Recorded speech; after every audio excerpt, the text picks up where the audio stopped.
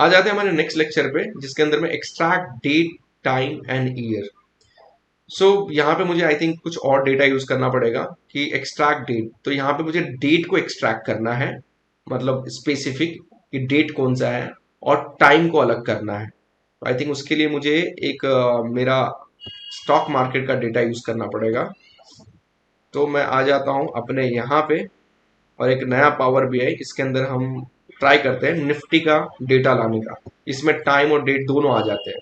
क्या करता हूँ, गेट डेटा, एक्सेल पे आ जाते हैं, क्योंकि मेरे पास फिलहाल वो डेटा नहीं है। कंपनी एनालिसिस के अंदर आते हैं, और एनएससी का डेटा है, 2 साल का मैंने बैक टेस्ट किया हुआ डेटा है, इसको मैं ओपन करता हूँ। तो यहाँ पे हम इसको सेलेक्ट करते हैं, एंड आई थिंक इसके अंदर डेट और टाइम हमको मिल जाएगा। तो इसके अंदर आप देखो कि डेट और टाइम है। ठीक है, मैं इसको लोड कर देता हूँ ताकि आपको समझ में आए, क्योंकि वहां पे जो हमारे पास जो प्रैक्टिस डेटा है उसके अंदर में टाइम और डेट दोनों का मिक्सचर नहीं है।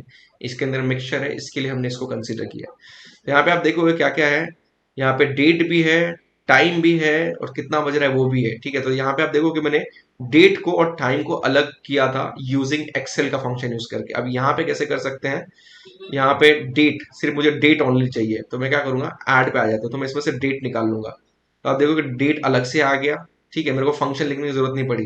अब मेरे को टाइम भी निकालना है, तो simply I can come time here, time only. ठीक है, तो टाइम में अलग से निकाल लिया, 10:20 पे ये ट्रेडिंग डेटा है। ठीक है, तो हमने यहाँ से टाइम भी निकाल लिया, तो आसानी से टाइम अलग कर दिया, डेट अलग कर दिया।